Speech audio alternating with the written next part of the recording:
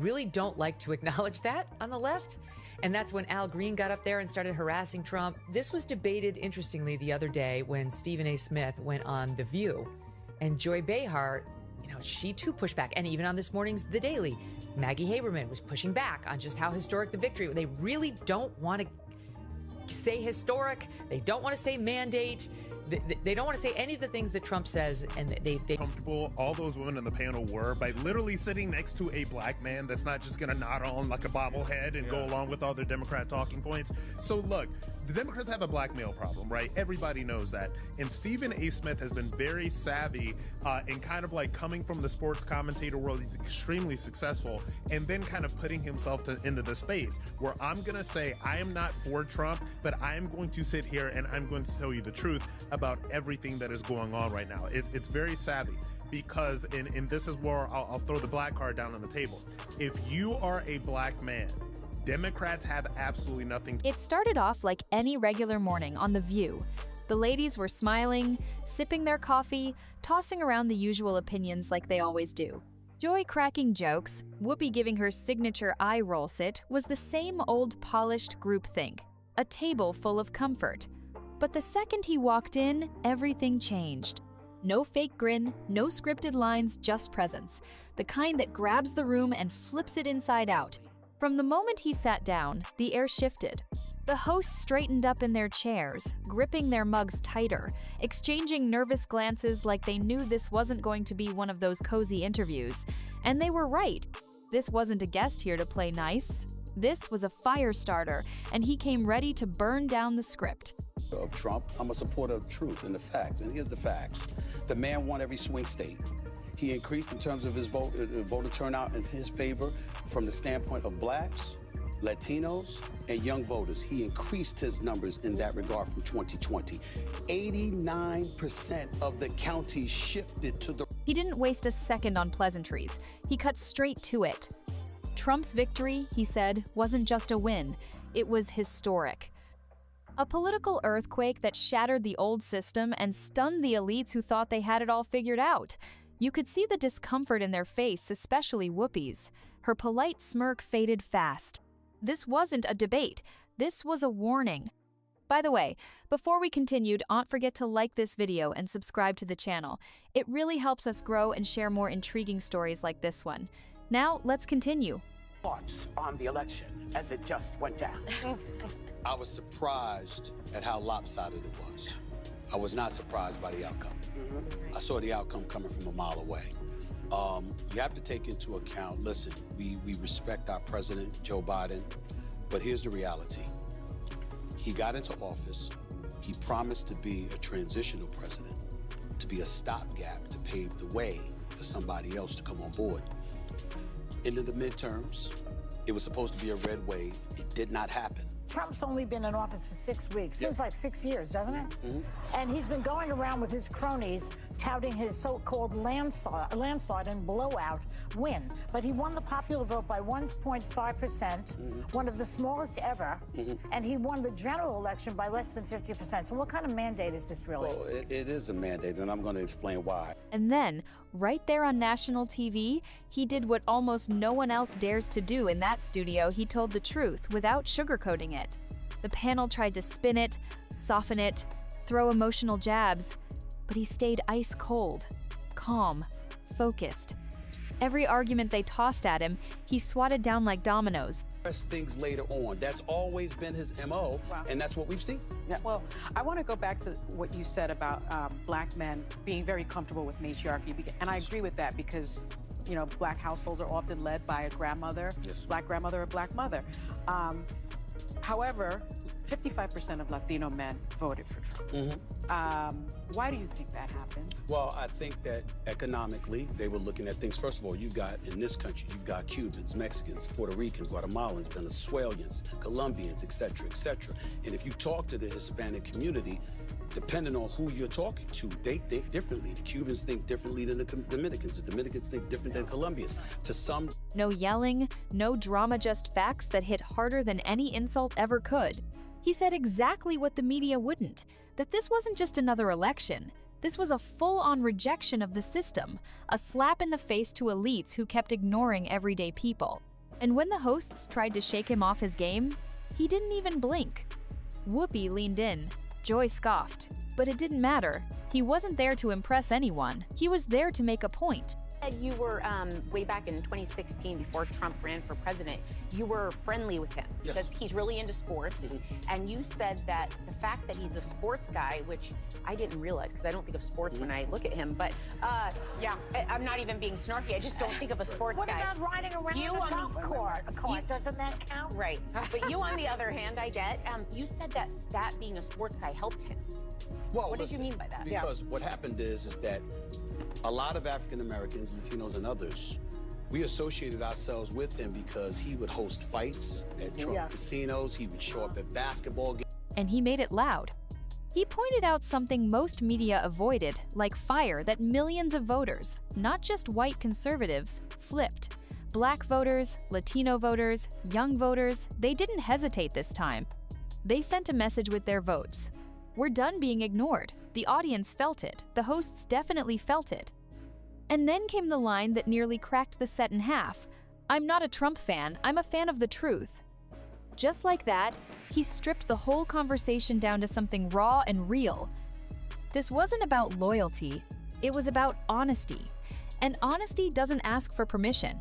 Who is about the Republican Party? It's not about what it says about the Republican Party. It's about what it says about the Democratic Party. Why? Because in the end, if you think about him being impeached twice, 34 felony counts or 34 felony convictions, and they still elected him president, it's not about him winning. It was an indictment against the Democratic Party and what the Democratic Party was offering to American citizens. We might sit up there and talk about, hey, you should be a party for the working class, which the Democratic Party was once known for. They're not known for that right now. Why? Because their message was catering towards others and towards other issues, and they forgot about the people that brought them there, that elevated the Democratic Party to what it was over these last. Then he dropped the real bomb, the kind of statement that doesn't just stir the room, it shuts it down. He looked straight at the hosts, right into Whoopi's eyes, and said, "The Democratic Party has nothing to offer black men. Nothing." That wasn't a hot take. That was a punch to the gut. The kind that silences a table known for non-stop chatter. Fake smiles disappeared. Chairs shifted. Eyes darted. For a moment, The View didn't know how to respond. Because he wasn't being provocative. Virtue of Stephen A. Okay, and I don't mean to canonize this guy. And I'm afraid, because I know what happens when somebody's getting elevated, there's now a price on you to bring you down, and I don't want to see that for him. So that's why I'm shy on this. But he is also a reminder that reasonable should be a commodity. It should be a commodity. The fact that you got to be full-on MAGA or you got to want to kill Trump. Yeah, about politics, and you said that you were not shocked that Trump won, but you were stunned that it was a landslide. Why do you think most people didn't see it coming? Because the pollsters told us, and we believed them, that it was going to be a tight race. They were in panic mode.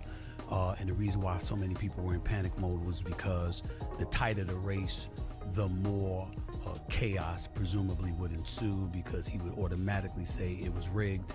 He would challenge the outcome of the election. We all knew this. And as a result, folks were fearful that it was going to be a replica of 2020. He was being honest. He wasn't ranting. He wasn't guessing. He was speaking as someone who's watched this game play out over and over again. Promises, slogans, photo op sand, then nothing. And he wasn't afraid to call it out, loud and clear. The Democratic Party, once known for standing with the working class, had drifted so far that black men now felt invisible, forgotten, taken for granted. He said, "We're tired of being told to fall in line without asking questions." And that hit deep, because that's not something you hear on shows like The View. That's not something their audience is used to confronting. He didn't flinch. He didn't backpedal. He let the silence sit in the room and do what silence does make people uncomfortable. Stern says that he wasn't confident that the country was ready to elect the first female president because he knows, quote, how men talk behind closed doors about us. So we're very privileged to have a great guy here today. Yeah. Tell her, what do men say about us behind closed doors? Well, first of all, Say it to our faces. Yeah. Do tell. I don't hide, so no worries there. Here's the deal. I respectfully disagree with Howard Stern, only from the standpoint that I wish he had been more specific. Why don't you say white men? Because let me tell you something about black men. I must confess, I wish I could debate some of these guys. I'd love to be on a debate stage going up against these guys with Don't the say that, presidency on the because line. we will arrange that. You know, I'm half joking, but I kind of mean it. I mean, I have no desire to be a congressional figure or a senator, but if you came to me and you told me I had a legitimate shot to win the presidency of the United States of America, I would definitely consider it. But here's the problem. So you want to break through the line? Oh, yeah, that's right. And he wanted them to sit with that, because truth doesn't care about comfort. Then he took it even further. While the panel was still trying to recover from that gut punch, he hit them with something they absolutely didn't expect: numbers. Cold, hard numbers that no one could spin. He said it plain: Trump didn't just squeak by, he swept every swing state.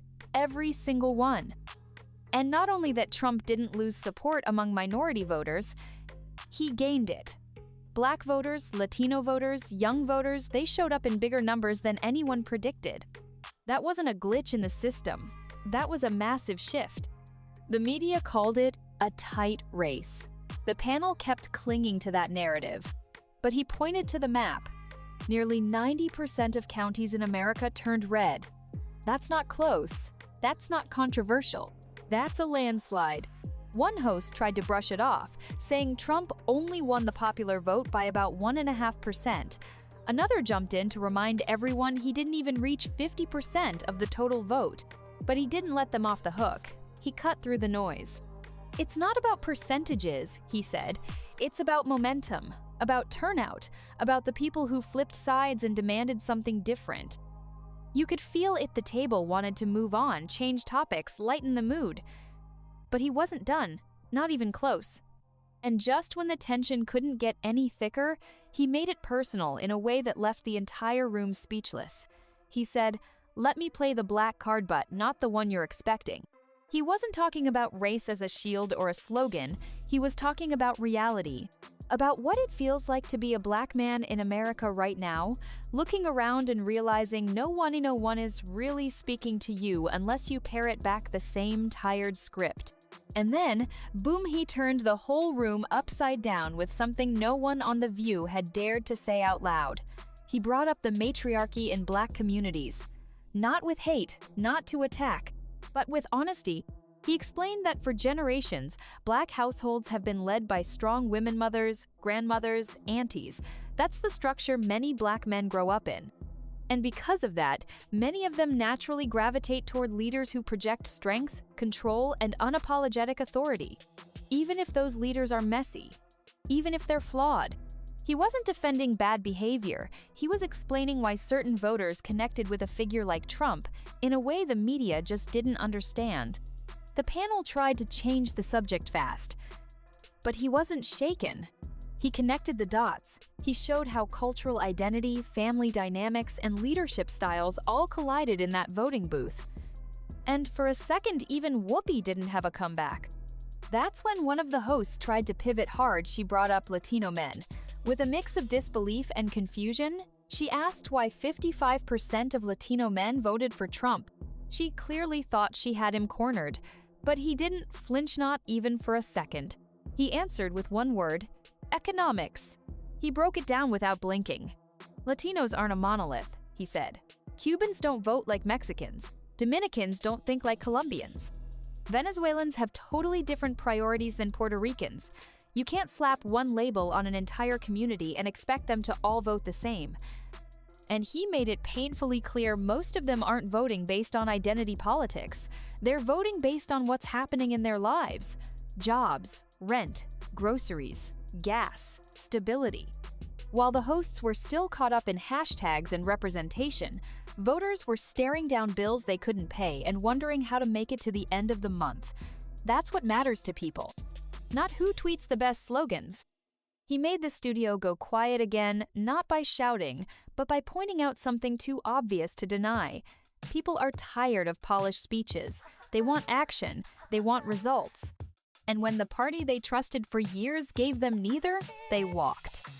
And the message couldn't be clearer. When survival's on the line, people vote with their wallets, not their hashtags. Then, just as things were starting to settle, He lit the room up again, this time by dragging the media right into the fire. He accused them of lying about the race being close. Not by mistake, on purpose. He said the media knew it wasn't a nail-biter. They saw the numbers. They saw the map turning red. But they pushed the tight race story anyway, not to report the truth, but to calm the public. Because if people thought Trump was winning big, it would spark panic. He said they wanted to avoid chaos, but in doing that, they completely ignored reality. And then he flipped the script again, this time putting the spotlight on culture. He brought up Howard Stern, who once claimed America wasn't ready for a female president because of how men talk behind closed doors. The panel leaned in, expecting some pushback. Instead, he said, "I disagree with him, but not because I think he's totally wrong. I just think he should have said white men." That landed like a grenade. The panel tried to laugh it off, but the tension was real. Because now he wasn't just criticizing politics, he was exposing deep cultural divides that the media refuses to acknowledge.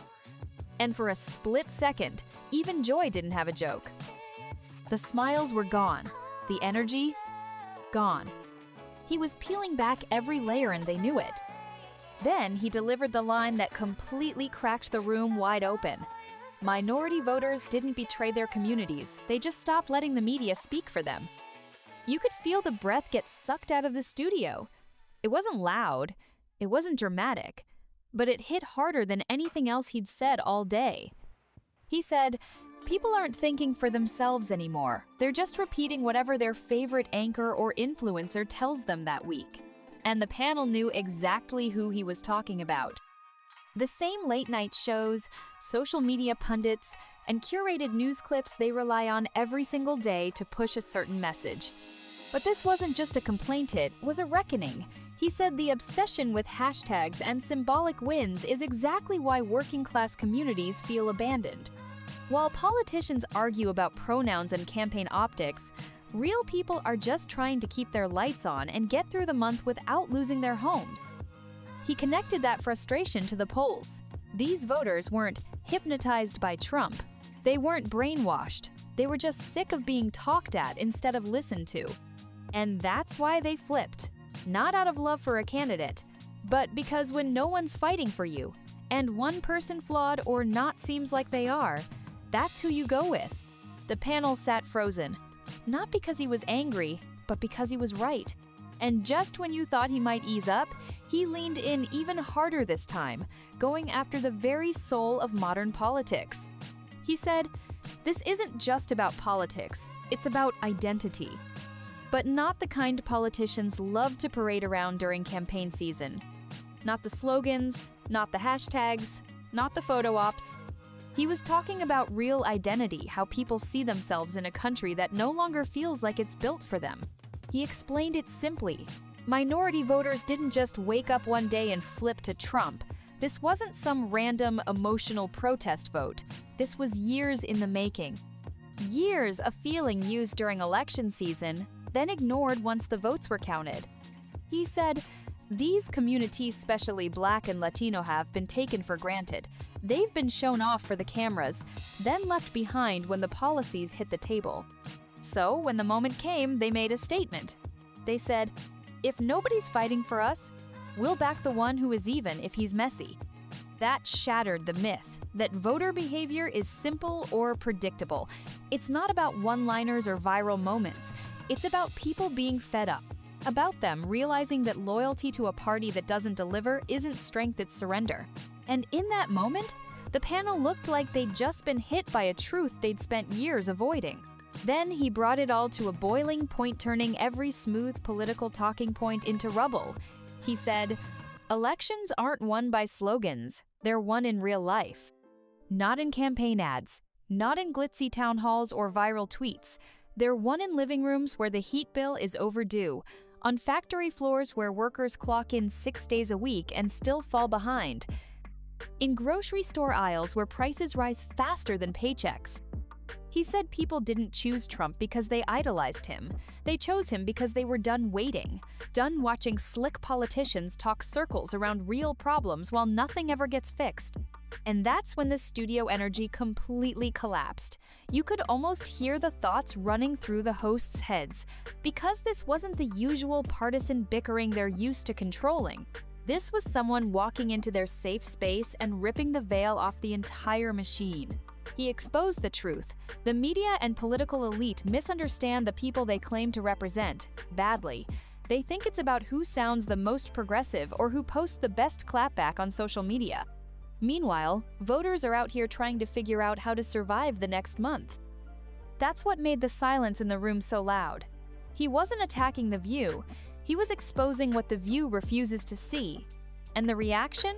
Pure disbelief. And just when you thought he'd said it all, he went there, the one topic no one on that couch wanted to touch, the border crisis.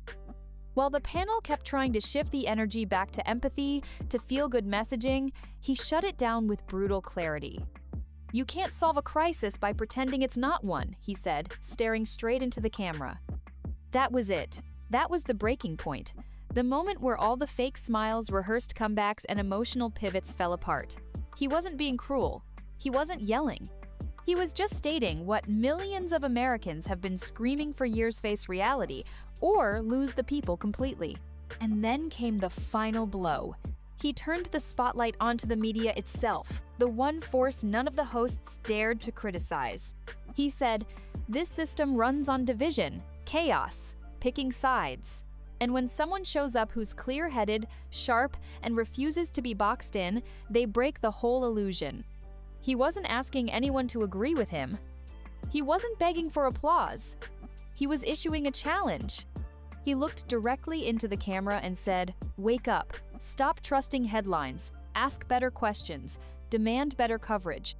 He blamed social media for trapping people in digital bubbles and killing honest conversation. But this wasn't a rant. It was a call to action. And as the panel sat there quiet, shaken, exposed, he ended it with something they'll never forget. "If we want better politics, we need better media. We need truth, even when it's uncomfortable." If you enjoyed this video, don't forget to hit the like button and subscribe to this channel. Also, drop your thoughts in the comments. See you on the next one.